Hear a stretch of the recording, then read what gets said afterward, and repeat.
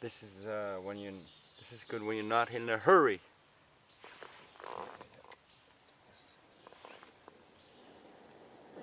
Slowly. Yeah.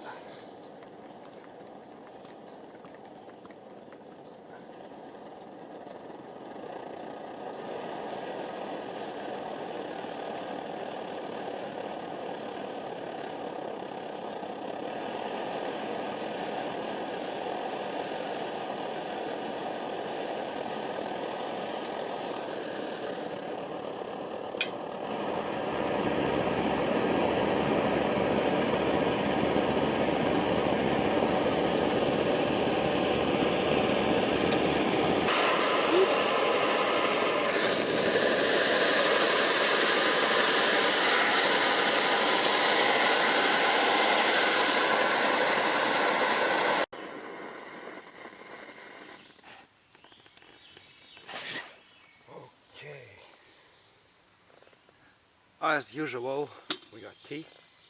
I got a big meal here. Lots of rice, pasta, chicken broth, powder, and veal that I cooked earlier. Bon appétit.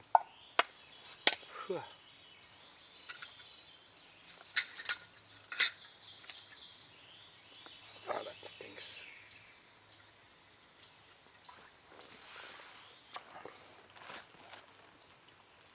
Great little alternative. Let me taste that. Veal, vegetable, pasta, rice, chicken broth.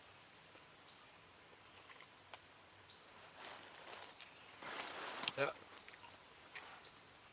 I'm satisfied with that. I know there's no if there's wild animals, I want to see them here, but there's no danger for me here at this place, so I'm eating pretty much while I'm sleeping.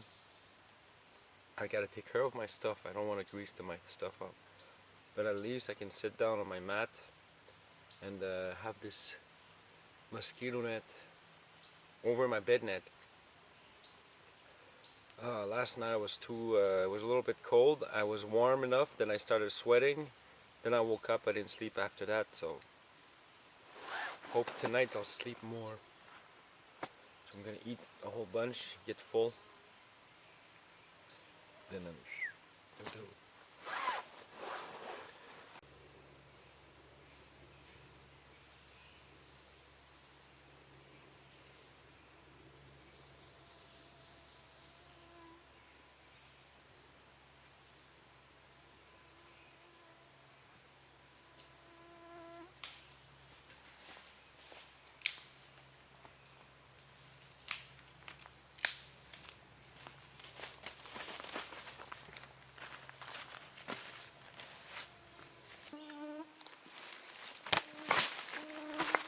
Since I don't have the convenience of a tent, because my shelter is something that you cannot really stand up sitting in.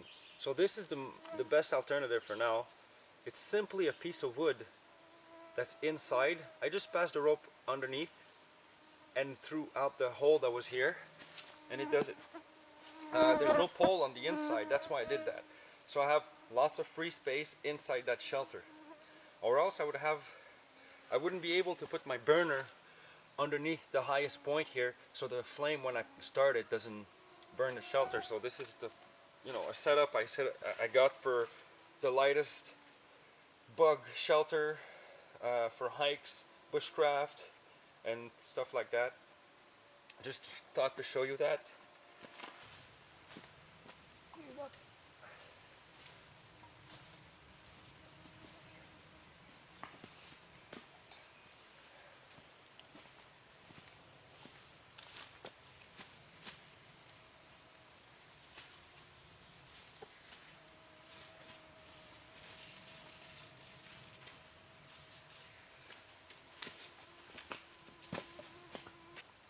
Here's another type of bugger.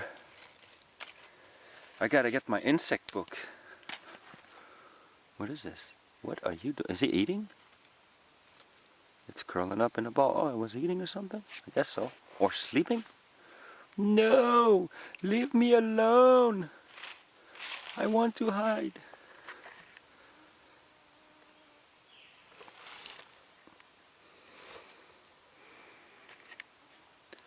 No.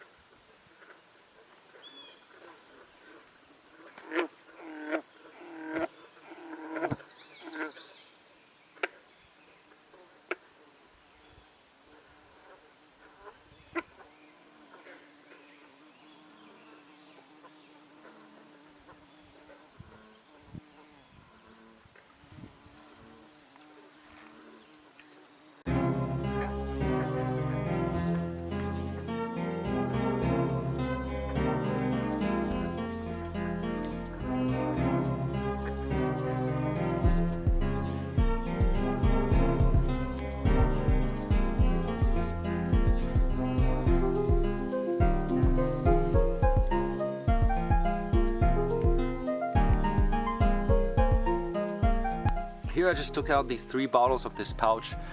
I'm using these natural bug repellent for a while. It's been a year actually. And they have many products. Citrobug, as you can see, Citrobug. It's made in Quebec. You can see that little sign, made in Quebec. They make these products because DEET is cancerous, is not good for your health. And there's so many products like Watkins that works very well, that will work longer than this, but it's not natural. So this is the face spray. You can spray your face with it. It works well. It doesn't burn your eyes. You know, it keeps the bugs out for as long as it lasts. What about an hour or 2? Then you need to put more. Maybe more than an hour or 2, because when you sweat, you know, it depends. This is the cream. This is good for your skin, for even clothing. So it has 3% of essential oils. And here you got the cleaning soap. You wash yourself before going into the woods with this. It removes some of the city-like odors and gives you of that citronelle all over your skin. So it's a gel you wash with. Okay, I got this at the Salon Chasse-Pêche, at the hunting, fishing, camping salon. These are the products I use for bug repellent.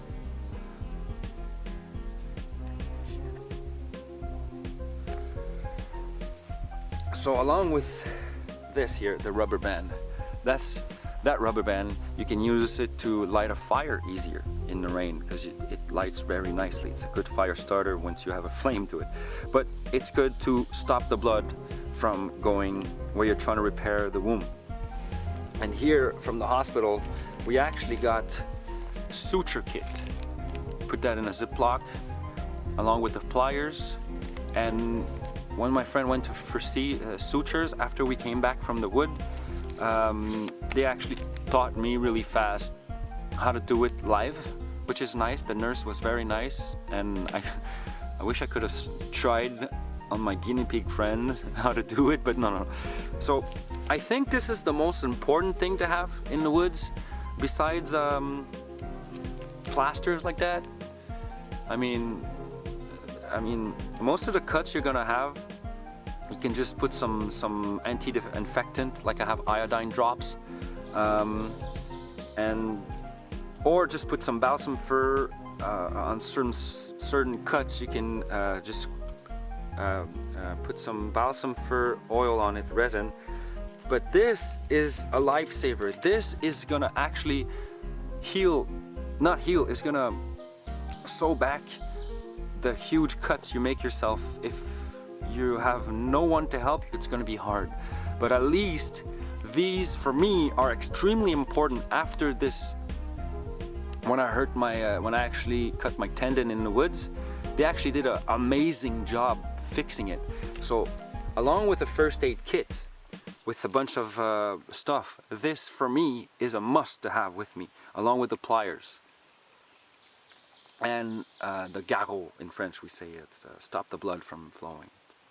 So this is what I would use for extreme emergency, and this is an emergency kit, because when you cut yourself very bad with those sharp tools, you need something to sew yourself back. And of course, if you're alone, it's going to be harder, but I'm sure you'll be able to do it. And it's way better than having little plasters that are going to get wet and they're going to not be of any use anyways if you're bleeding a lot. And it's not going to hold your wound in place. So this is the best alternative that I think for you need to know how to sew your skin back, but besides that, this is the best I can find for real emergencies, besides the first aid kit. And I would always carry a nail clipper. You can remove stuff from your skin with it. Open your skin just a bit so you can pull something out, because you can just use the corners here to just open the skin, or to take those pieces of skin that you would normally bite off and your nails. Sometimes you're uncomfortable in your shoes, in your boots, because your nails are too long. Just having this is important for me, because you're going to use your teeth to take off some pieces of skin, and it's good to have your nails really nice and clean. You never know where infection can come. So this is one of my favorite carry-on tool. I mean favorite because, I mean, are you going to use scissors to cut your nails? Are you going to use your teeth? This is very, very convenient. A nail clipper, MacGyver. What are you going to do with it? Well, no, nothing else but to keep your skin from ripping away your skin, and for obvious reasons. Katomo bed net is a one-person shelter design. You cannot sit up in this shelter. That's why I had the bug net over it. The simple way, the easy way to do it, to bring it home, fold it, is like this. So then I'm gonna make two other circles. Alright, like this.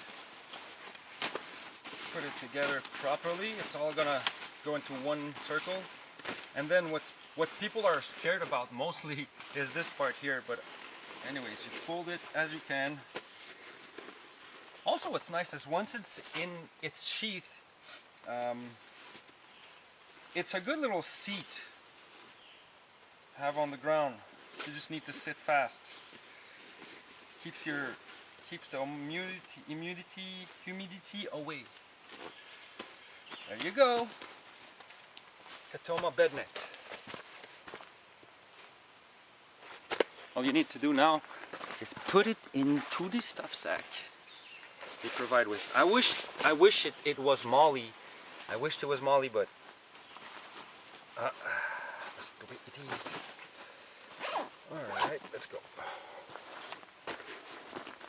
First time I heard about these blankets, those poncho liners, reversible. This one is Marpat. They're excellent. It's perfect. I love them. In your sleeping bag, sometimes it's too warm. You just put that over. Or sometime in hammock, you need more warmth from the bottom or whatnot. This is the perfect alternative. I love it. My whoopee! Whee! My whoopee. Yes. It's not like a wool blanket that you can put on the floor. Well, you know, how much dust and crap do you think you bring with you along with a wool blanket? It's heavy, it's bulky, and this just compresses really small. So very good alternative to have besides a sleeping bag. Obviously, it's not something you want to put on the ground, but hey, can't have everything.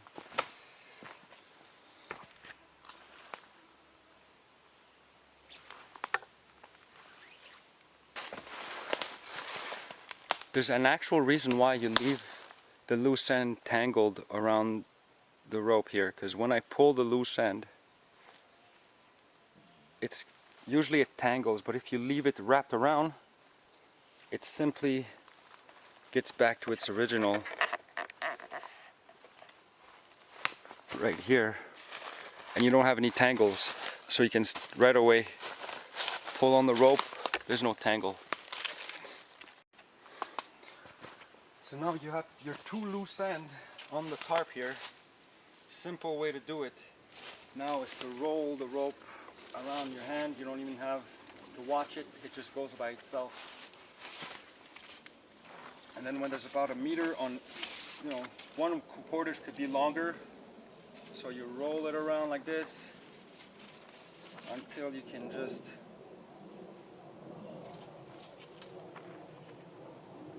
and the beauty of this is that when you want to go, okay, when you want to go, there's nothing else to do but this here.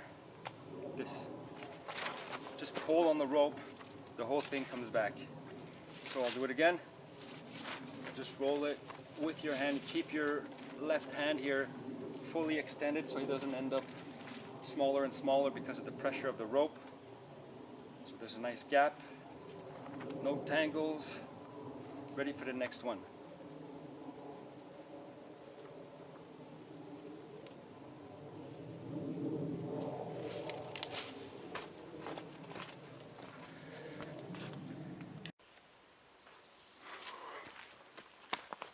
So that's the tarp hitch. That's the nut you do when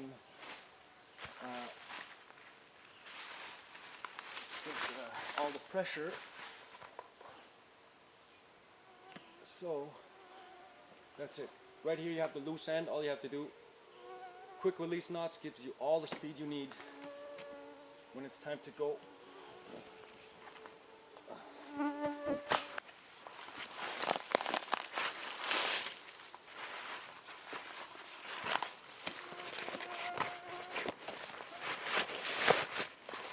There we go, ready for the next time.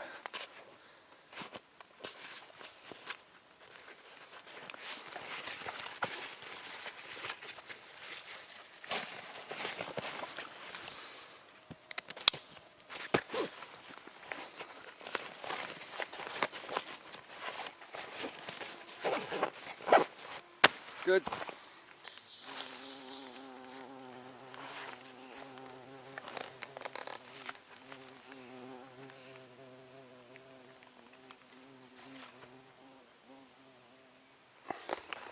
Let's go.